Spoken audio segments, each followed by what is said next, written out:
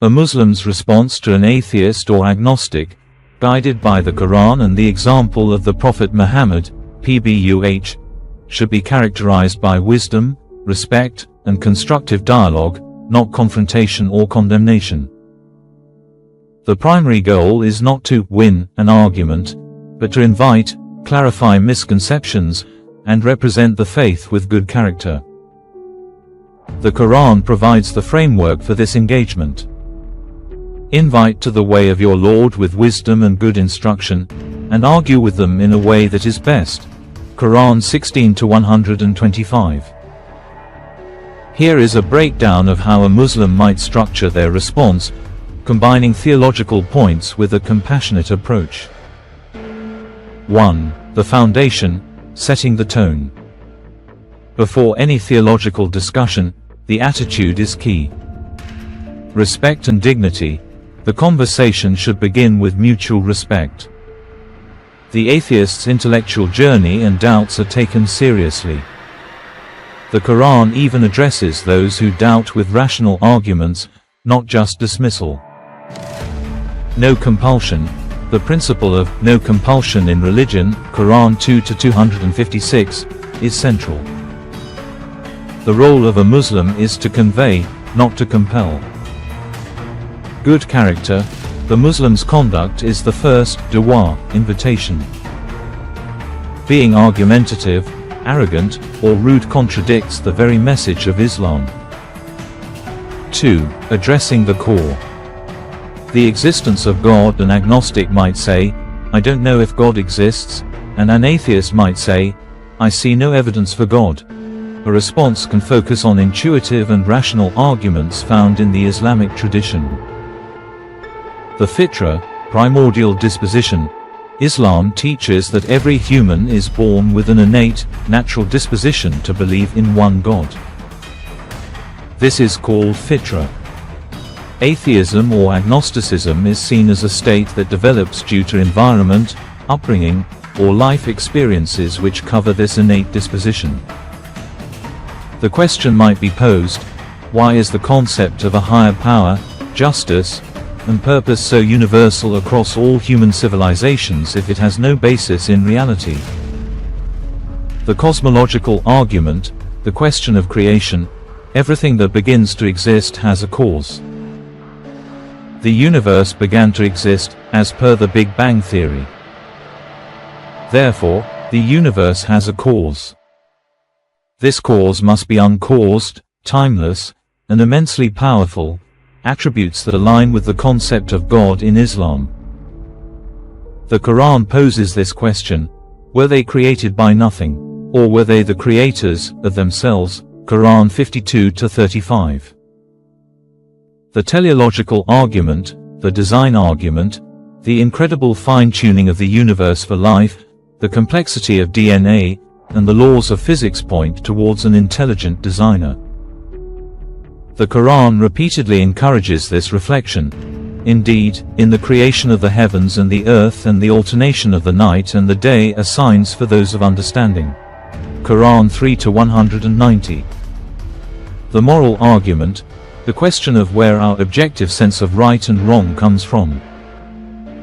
If the universe is purely material and random, morality is just a social construct or an evolutionary byproduct. Islam posits that this innate moral compass is a guidance from the Creator. 3. Addressing specific challenges. On religious hypocrisy and violence. If God exists, why is there so much evil done in His name? Acknowledge the reality. Acknowledge that some people who claim to be Muslim do terrible things. This is a human failure. Distinguish the ideal from the practice. Explain that their actions should be judged against the authentic sources of Islam, the Quran and the Prophet's example, which forbid compulsion, murder of innocents, and injustice. The message is perfect, the followers are not. On science and religion. Religion is a primitive explanation for what science now explains. Compatibility, not conflict. The Islamic Golden Age was built on the belief that exploring creation is a way to appreciate the Creator. Many verses of the Quran encourage the study of nature. Different domains, science answers the how, religion answers the why. Science can explain the physical process of the Big Bang, but it cannot explain why there is something rather than nothing, or what the purpose of it all is. On the problem of evil and suffering, if God is all-powerful and all-good, why does suffering exist? This world as a test. Islam views life as a temporary test. Difficulty, free will, and struggle are inherent parts of this test. The ultimate justice and mercy will be displayed on the Day of Judgment. God's wisdom.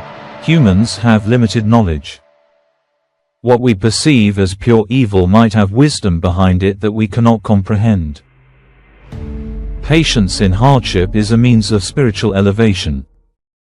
4. The personal testimony and the Quran's challenge. Sometimes, logical arguments reach a limit. At this point, a more personal and spiritual approach can be effective. Share personal experience. I can't prove God to you empirically, but I can tell you how faith gives my life purpose, peace, and a moral framework. It answers the fundamental questions of, who am I? Why am I here? And, where am I going? In a way that satisfies my heart and mind. Introduce the Quran. The Muslim's strongest testimony is the Quran itself. The challenge of the Quran, to produce a single chapter like it, has stood for over 1,400 years, Quran 2:23. Its linguistic brilliance, scientific foresight, and profound impact on history are presented as evidence of its divine origin. The suggestion is simple. Read it for yourself with an open heart. Judge the message by its source. Summary of a Muslim's response. Listen and be respectful. Understand their specific doubts. Use wisdom and good reasoning. Present logical arguments for God's existence from an Islamic perspective. Address misconceptions calmly. Differentiate between the teachings of Islam and the actions of some Muslims. Share the spiritual dimension. Explain how faith provides meaning, hope, and moral clarity. Point to the Quran. Invite him to examine the primary source directly. Know the limits. Ultimately, guidance comes from God. The Muslim's role is only to convey the message clearly and kindly. The Quran says to the Prophet, "Your duty is only to convey the message, and it is we who are the reckoner." Quran 13:40. In essence, the response is an invitation to a journey of exploration, not a demand for immediate acceptance. It is a dialogue between two individuals seeking truth, conducted with patience, humility, and the hope that the other will see the same light.